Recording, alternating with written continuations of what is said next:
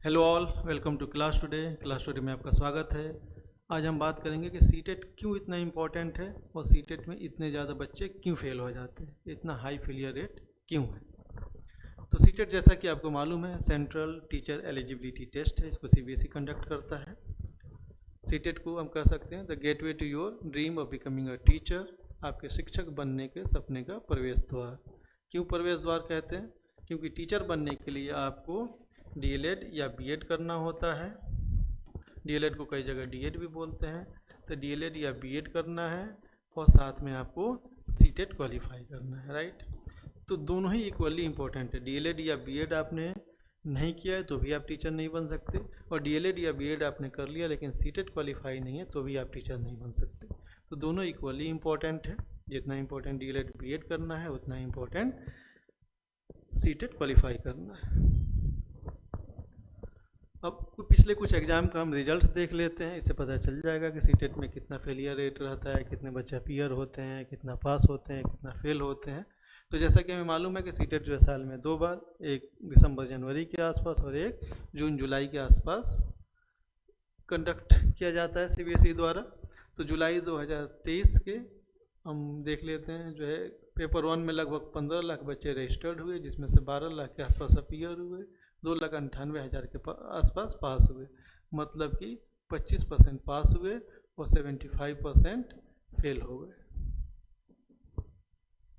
Paper 2 में 14 लाख के आसपास रजिस्टर्ड हुए, 11,66,000 के आसपास अपीयर हुए, 1,01,000 सिर्फ पास हुए, 9% सिर्फ पास हुए, यानी कि 91%, 91% बच्चे फेल हो गए। दोनों का कंबाइंड डेटा देखें तो 29 लाख के आसपास जो है रजिस्टर्ड हुए, 23,79,000 के आसपास अपीयर हुए, 3,99,000 के आसपास पास हुए, यानी सिर्फ 17%, 83% यानी 83% फेल हो गए। पेपर 2 की बात करें, जनवरी 2024 की अगर बात करें तो इसमें पेपर 1 में 9,58,000, यहाँ पेपर 1 में ज़्यादा है कैंडिडेट। नीचे वाले में देखेंगे पेपर 1 में जो है कैंडिडेट कम हो गए, क्योंकि सुप्रीम कोर्ट का ऑर्डर आ गया कि बीएड वाले पेपर प्राइमरी टीचर नहीं बन सकते, तो बीएड वाले पेपर 1 का एग्ज़ाम नहीं देते हैं, इसलिए यहाँ पे कैंडिडेट की संख्या कम हो गई। तो पेपर 1 में है जनवरी 2024 में 9,58,000 रजिस्टर्ड हुए, 7,95,000 अपीयर हुए, जिसमें से 1,26,000 पास हुए, 16% यानी कि 84%, 84% फेल हो गए। वैसे ही पेपर 2 में 17,35,000 के आसपास रजिस्टर्ड हुए, 14,81,000 अपीयर हुए, 1,12,000 के आसपास पास हुए, यानी सिर्फ 8% पास हुए, 92% यानी 92% फेल हो गए। ओवरऑल देखें तो 10% सिर्फ पास हुए, 90% फेल हो गए। जुलाई 2024 की बात करें तो पेपर 1 में 8,30,000 रजिस्टर्ड हुए, 6,78,000 जो है आपके अपीयर हुए, 1,27,000 पास हुए, यानी 19% पास हुए, 81%, 81% फेल हो गए।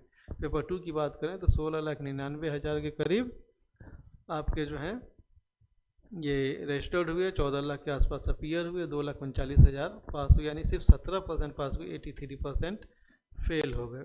ओवरऑल देखें तो 18% पास हुए, 82% फेल हो गए। कोई ऐसा पेपर नहीं है जिसमें कि 80% से ज़्यादा बच्चे फेल ना हो। और तीनों एग्जाम का कंबाइंड देखें तो पेपर 1 में 20% पास, 80% फेल, ये पास ये फेल। और पेपर 2 में 10% से पास, 90% के लगभग फेल। हम कह सकते हैं कि 80 to 90% कैंडिडेट फेल हो जाते हैं। क्यों फेल हो जाते हैं उसके कुछ कारण हमने यहाँ पे नोट डाउन कर रखे हैं। लैक ऑफ प्रॉपर प्रिपरेशन, उचित तैयारी का अभाव। Questions asked in CTET are concept based, CTET में पूछे जाने वाले प्रश्न कॉन्सेप्ट आधारित होते हैं। Lack of concept clarity, concept की अस्पष्टता का अभाव। Students don't take it seriously, छात्र इसे गंभीरता से नहीं लेते, चलता है, हो जाएगा एटीट्यूड, यहाँ वहाँ से पढ़ लेंगे। होता क्या है कि बच्चे इसको सीरियसली पढ़ते, सीटेट के लिए तैयारी करते नहीं हैं और इधर उधर से देख लेंगे, पढ़ लेंगे। और सीटेट में क्या होता है कि कॉन्सेप्ट आधारित सवाल पूछे जाते हैं।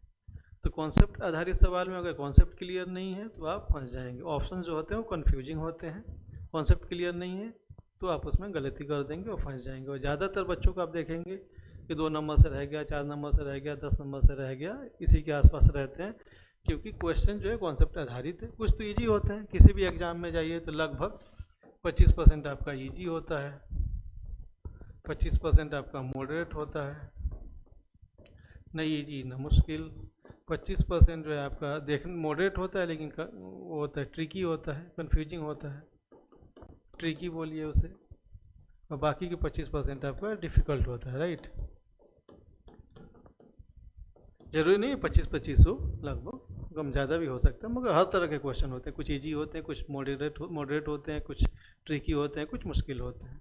तो देखने में तो जो ये इजी वाला, मॉडरेट वाला, ट्रिकी सब इजी लगेगा, लेकिन आंसर जो है वो कन्फ्यूजिंग हो सकते हैं, उसमें फंस जाएंगे, इसलिए इतने बच्चे फेल होते हैं। और ये हाफ क्लेवरनेस, आधी चतुराई। आधी चतुराई क्या है कि डीएलएड बीएड पे तो लाखों खर्च करते हैं, बिहार में तो 1.5 लाख के आसपास है, बाकी स्टेट में शायद कुछ कम है। और कॉलेज वाले पता चला फॉर्म के नाम पे, रजिस्ट्रेशन के नाम पे, सेशनल असाइनमेंट, ये सब के नाम पे भी 1000-2000 ले लेते हैं, बच्चे दे भी देते हैं। लेकिन सीटेट की तैयारी के लिए अगर 1000-2000 देना हो तो बच्चों को लगता है पैसे की बर्बादी है। वहाँ वो बचाने की चतुराई, 1000-2000 बचाने की चतुराई दिखाते हैं, जिसके चक्कर में नुकसान हो जाता है। अभी हमने देखा कोई ऐसा पेपर नहीं है जिसमें 80 से 90% बच्चे फेल न हुए। तो सक्सेस मंत्र क्या है? सफलता का मंत्र एक ही है, कॉन्सेप्ट क्लियर तो रिजल्ट क्लियर। कॉन्सेप्ट के साथ साथ स्पीड भी मैटर करता है, और स्पीड भी कैसे आता है? प्रैक्टिस से। कॉन्सेप्ट कैसे क्लियर होगा? जब आप अच्छे से पढ़ेंगे। मेहनत, hard work is the only shortcut, उसके अलावा और कोई शॉर्टकट नहीं है। मेहनत से पढ़िए, हार्डवर्क जो है आपका हमेशा रंग लाएगा। और स्पीड के लिए प्रैक्टिस, कॉन्सेप्ट कितना अच्छे से आपने पढ़ा या पढ़ाया गया है आपको, और स्पीड जो है प्रैक्टिस से आता है। किसी भी कंपटीशन एग्जाम में यही दो चीज़ टेस्ट होता है कि कॉन्सेप्ट आपको पता है कि नहीं पता है, और स्पीड आपके पास है कि नहीं। तभी तो टाइम दिया जाता है, इतने टाइम में इतना क्वेश्चन आपको कर लेना है। तो आइए, प्रिपरेशन स्ट्रेटजी, तैयारी की रणनीति क्या होनी चाहिए, राइट। तो पेपर 1 में जैसे language 1, language 2, CDP, math, EVS 30-30 question होते हैं। पेपर 2 में language 1, language 2, CDP, math, science, तो मैथ साइंस वाले यहाँ भी 30-30 होता है, तो सभी 30-30 मान लीजिए। Paper 2 social science, language 1, language 2, CDP, social science 60 का होता है। तो 30 में से हमें 60% चाहिए आपका क्वालिफाई करने के लिए, राइट। रिजर्व कैटेगरी के लिए शायद 55, तो हम 60 मान के चलते हैं। तो 60 किया हुआ, 30 का 60 18 हो गया, राइट, 18। तो हमें 18 मार्क्स चाहिए, 18 मार्क्स चाहिए क्वालिफाई करने के लिए। तो हम 18 टारगेट नहीं, हम टारगेट करेंगे 20। क्यों? क्योंकि पता चला हमने 18 टारगेट किया और 1-2 कहीं गलती से गलत हो गया, 1-2 नंबर कम हो गए।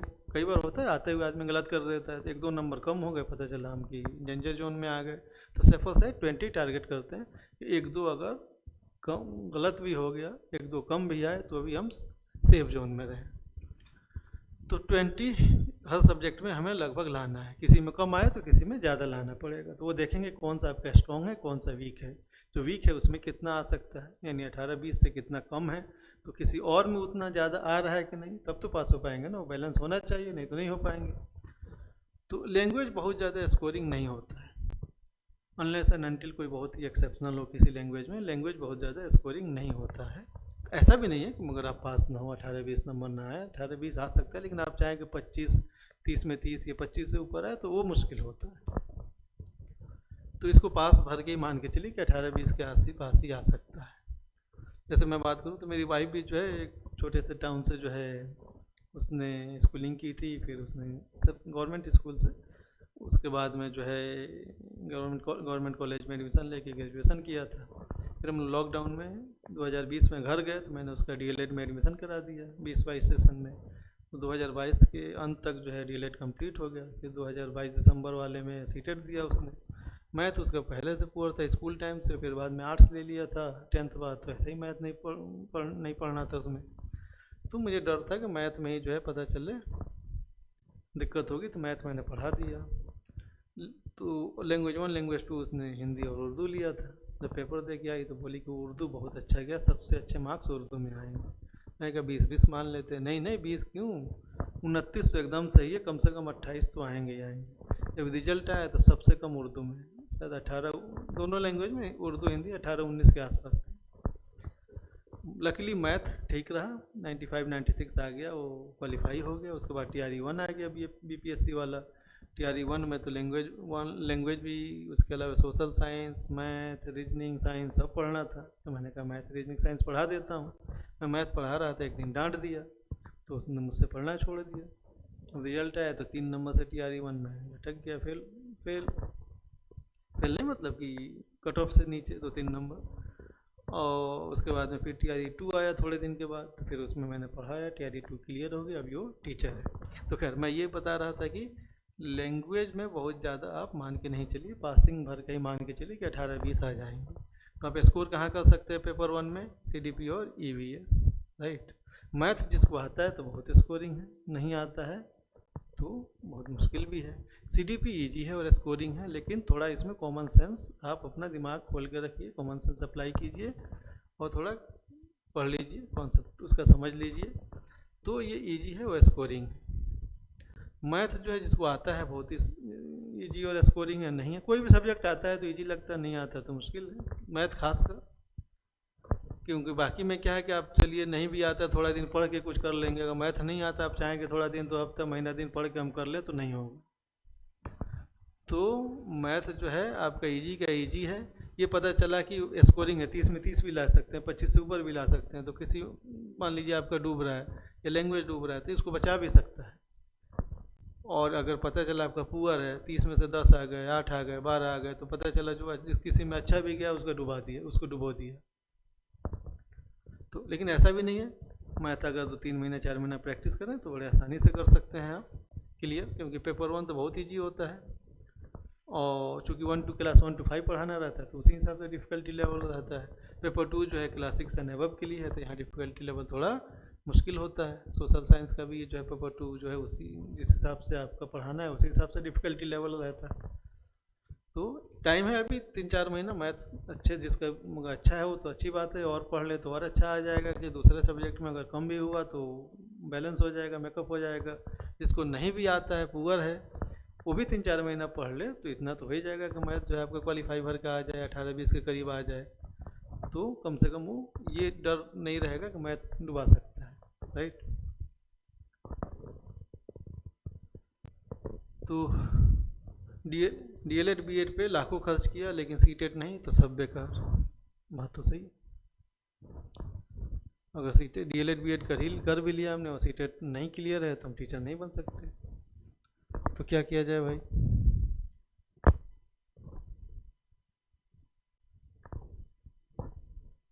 तो क्लास टुडे पे जो है ना, हमने जो है क्लास टुडे पे सीटेट एग्ज़ाम जून 2025, अब तो जून 2025 ही अगला सीटेट एग्ज़ाम होना है। तो उसके लिए हमने ये कोर्स लॉन्च किया जिसमें 50% ऑफ भी है। यानी पेपर 1 जो 2500 का था वो 1250, दोनों ही पेपर 2 मैथ साइंस या सोशल साइंस जो 2500 का था वो 1250, और पेपर कॉम्बो पेपर 1 and 2 यानी पेपर 1 और पेपर 2 में से कोई एक लेना चाहे तो जो 3500 का था वो 1750 है। ठीक है। कोर्स 1 मार्च से स्टार्ट हो रहा है। आप जाइए कोर्स में, ऐप डाउनलोड कीजिए, कोर्स में जाइए, ये प्राइस दिखेगा। बच्चे डर जाते हैं कि पहले ही पे करना, पहले पे नहीं कीजिए, आप क्लिक कीजिए, उसमें डेमो लेक्चर्स होंगे, उसको देखिए। उसके बाद भी अगर आपको कोई मन में डाउट, कोई संदेह, कोई क्वेरी है तो इस नंबर पे कॉल या व्हाट्सएप कीजिए, हम कांटेक्ट करेंगे। जो भी क्वेरी है उसको हम क्लेरिफाई करेंगे, जो भी डाउट है उसको क्लियर करेंगे। ऐप डाउनलोड करने के लिए QR कोड स्कैन कर सकते हैं, या फिर गूगल प्ले स्टोर में जाके क्लास टुडे टाइप कीजिए, क्लास स्पेस टुडे, या आपको आ जाएगा, इंस्टॉल कर लीजिए, या ये लिंक दिया हुआ है, इससे भी आप सर्च कर सकते हैं। हाँ, स्कूल स्टूडेंट्स के लिए भी, जो बच्चे क्लास 6 to 10 या 5 to 10, जो क्लास 5 मूविंग, मतलब कि जो अभी क्लास 5 यानी कक्षा 5 में जाने वाले हैं अभी 1-2 महीने में, जो अप्रैल से अभी नया सेशन शुरू होगा। तो जो क्लास 5 में जाएंगे तो अगले साल क्लास 6 का अगर नवोदय का इंट्रेंस देना चाहते हैं तो हम उसकी तैयारी कराएंगे, नवोदय इंट्रेंस की। जो बच्चे इस साल क्लास 5 में जाएंगे, कक्षा 5 में, क्लास 5 में, सभी स्कॉलरशिप टेस्ट जो है वो 23 फरवरी को ऑनलाइन टेस्ट दे करके, स्कॉलरशिप का टेस्ट दे के अप टू 100% आप स्कॉलरशिप पा सकते हैं। ऐप में जाइए, ऊपर मेनू में लेफ्ट कॉर्नर में ऊपर मेनू में 3 बार होंगे, इस पर क्लिक कीजिए, उसमें फ्री मटेरियल में जाइए, फ्री मटेरियल में जाएंगे तो उसमें आपको डॉक, वीडियो और टेस्ट दिखेगा। तो डॉक में जो है हम आपका शेड्यूल डाल दिया हमने, और टेस्ट में जा कर के जिस टाइम पे है, जिस डेट को आप अपना टेस्ट दे सकते हैं। तो सभी टेस्ट 23 फरवरी को है। क्लास 5 मूविंग, यानी जो कक्षा 5 में जाने वाले, क्लास 5 में जाने वाले अगले साल नवोदय पे एग्जाम देंगे, कक्षा 6 की प्रवेश परीक्षा, तो उसकी तैयारी कराएंगे। और स्कॉलरशिप टेस्ट के लिए उनको 23 फरवरी को 9 बजे से 9:30 30 मिनट का 30 क्वेश्चन होंगे। क्लास 6 मूविंग, यानी जो कक्षा 6 में जाने वाले हैं, क्लास 6 में जाने वाले हैं, तो उनके लिए क्लास 6 to 10th के लिए हमने future doctor engineer officer batch हमने स्टार्ट किया है, FDEO। तो क्लास 6 जो 6 मूविंग है, यानी 5 पढ़ के आ रहे हैं। क्लास 7 मूविंग है, जो अभी कक्षा 6 में है, कक्षा 6 यानी क्लास 6 पढ़ के आ रहे हैं कक्षा 7 में। और क्लास 8 मूविंग, जो अभी क्लास 7 में है, क्लास 7 पढ़ के आ रहे हैं 1-2 महीने में अभी क्लास 8 में। क्लास 9th मूविंग, जो अभी क्लास 8th में है, क्लास 9th में आने वाले हैं। क्लास 10th मूविंग, जो अभी क्लास 9 में है और क्लास 10 में आने वाले हैं। तो जो आप पढ़ के आ रहे हैं उसी क्लास से पूछा जाएगा, और आपको जो टेस्ट देना है जिसमें अभी आप जाने वाले हैं। क्लास 6 में जाने वाले हैं तो क्लास 6 मूविंग का टेस्ट देंगे और आपसे पूछा जाएगा क्लास 5 से। क्लास 7 मूविंग है तो आप क्लास 7 मूविंग का टेस्ट देंगे, आपसे पूछा जाएगा क्लास 6 से। क्लास 8 मूविंग है तो क्लास 8 मूविंग का टेस्ट देंगे, आपसे पूछा जाएगा क्लास 7 का। क्लास 9th मूविंग वाले क्लास 9th मूविंग का टेस्ट देंगे, इनसे पूछा जाएगा क्लास 8th का। क्लास 10th मूविंग वाले क्लास 10th मूविंग का टेस्ट देंगे, इनसे पूछा जाएगा क्लास 9th का। टेस्ट की टाइमिंग यहाँ पे है, ये स्टार्ट टाइम, ये एंड टाइम। ये 5th 6th 7th मूविंग वालों को आधे घंटे का 30 क्वेश्चन रहेगा। 8 9 10th मूविंग वालों का 50 मिनट का 50 क्वेश्चन रहेंगे, ठीक है। और 11 12th वालों के लिए अभी हम अनाउंस करेंगे, मोस्ट प्रोबेबली मार्च में होगा, और सभी क्लासेज 14 अप्रैल से स्टार्ट हो जाएंगी। अप टू 100% स्कॉलरशिप आप पा सकते हैं। इसके अलावा ऑनलाइन टेस्ट सीरीज भी हम स्टार्ट कर रहे हैं, जैसे नीट जेई के लिए चैप्टर वाइज। जैसे मान लीजिए कि फिजिक्स का कोई चैप्टर है तो उसका टेस्ट हर चैप्टर का, जैसे एक चैप्टर पढ़िए उसका टेस्ट दीजिए, बायो का, केमिस्ट्री का, मैथ का, वैसे ही हर चैप्टर का टेस्ट। फिर सब्जेक्ट वाइज, कोई जैसे 11th पूरा फिजिक्स का, पूरा बायोलॉजी का, या पूरा कंप्लीट जो है मैथ का देना चाहे तो सब्जेक्ट वाइज किसी एक सब्जेक्ट का। फिर क्लास वाइज, कोई क्लास 11th का सब, जैसे कोई नीट की तैयारी कर रहा है तो फिजिक्स केमिस्ट्री बायोलॉजी पूरा 11th का देना चाहे, पूरा 12th का देना चाहे, तो ये है। और फिर एक NEET JEE whole syllabus based, जैसे 11 12 दोनों पूछा जाता है नीट जेई में। तो नीट कोई दे रहा है तो फिजिक्स केमिस्ट्री बायोलॉजी पूरा नीट का जो सिलेबस है उसके बेसिस पे, वैसे ही जेई का फिजिक्स केमिस्ट्री मैथ पूरा जो जेई का सिलेबस है उसके बेसिस पे। वैसे ही बोर्ड एग्जाम के लिए मैट्रिक क्लास 10th का, inter class 12th board exam का, इसका भी ऑनलाइन टेस्ट सीरीज स्टार्ट होने वाला है। वैसे ही सीटेट का या गवर्नमेंट जॉब एग्जाम्स का। हाँ, BPSC TRE 4.2 इसका हम कोर्स भी लॉन्च कर चुके हैं। 1 मार्च से कोर्स स्टार्ट हो रहा है और इसका भी ऑनलाइन टेस्ट सीरीज स्टार्ट होगा, तो ये भी आप देख सकते हैं। तो चिंता मत कीजिए रिजल्ट के लिए। क्लास टुडे कोई भी डाउट हो इस पर कॉल या मैसेज कीजिए, हम रिस्पॉन्ड करेंगे। चलिए, all the best, thank you.